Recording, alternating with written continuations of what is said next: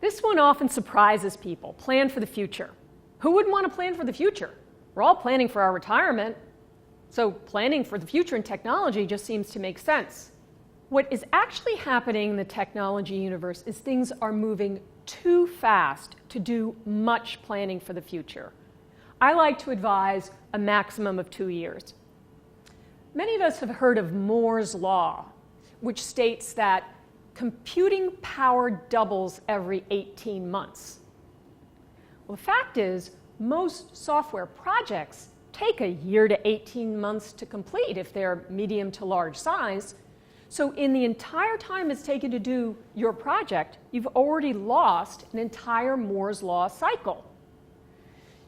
At the beginning of a project, businesses often have a lot of dreams about what the project is going to do. And that often involves a lot of projection into the future.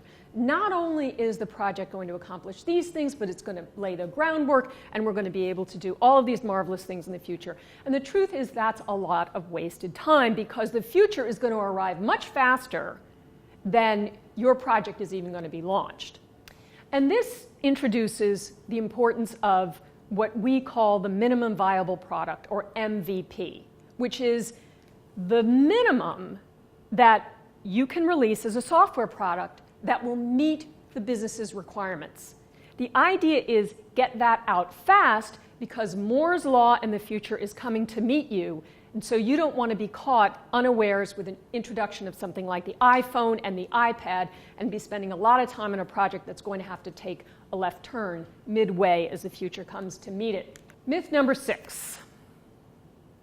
We're all concerned if you've been in business and you've had an unsuccessful, especially if you've had an unsuccessful project go awry with budget and timeline overruns, you think, how did that happen?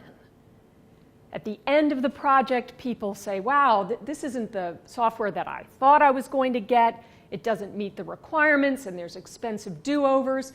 And one of the things that people often say in this situation is, I know what the problem is. The problem is that we didn't do enough business requirements. If we had been more thorough in that stage, everything would have been better. Business requirements, for those of you who may be unfamiliar with the term, is that set of usually written features and functions that the software must have in it in order to be the product that the business has agreed upon. So that's business requirements. What actually happens, even with a really big, thick business requirements document, is that projects can still go awry. Well, why would that be? One of the issues here is that a business requirements document is usually a lot of words, whereas software is dynamic and visual. And what happens in the real world is that one business person can read a business requirements document, even a very detailed and explicit one, and another person can read the same document, and the two people have completely different understandings.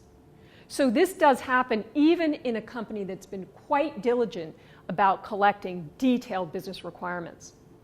So I often recommend that business requirements documents be briefer, but more visual.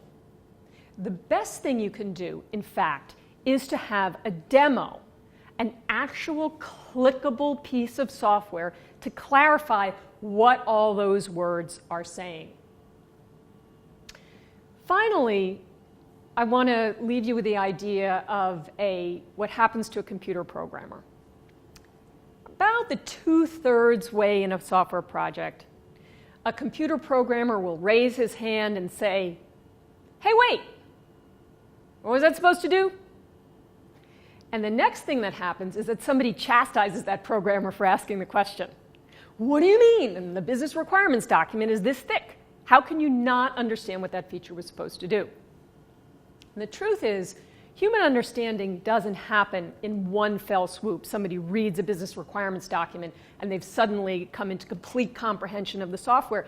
And this is true even for the programmers.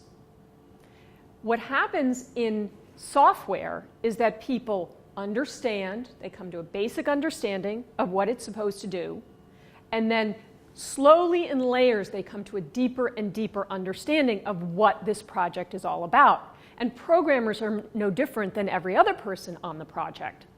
So it is actually the best thing you can hear for a programmer to raise his hand at the 2/3 mark and say, hey, wait a minute, what was that supposed to do? And the business people, rather than chastising him or her, need to take the time to explain it.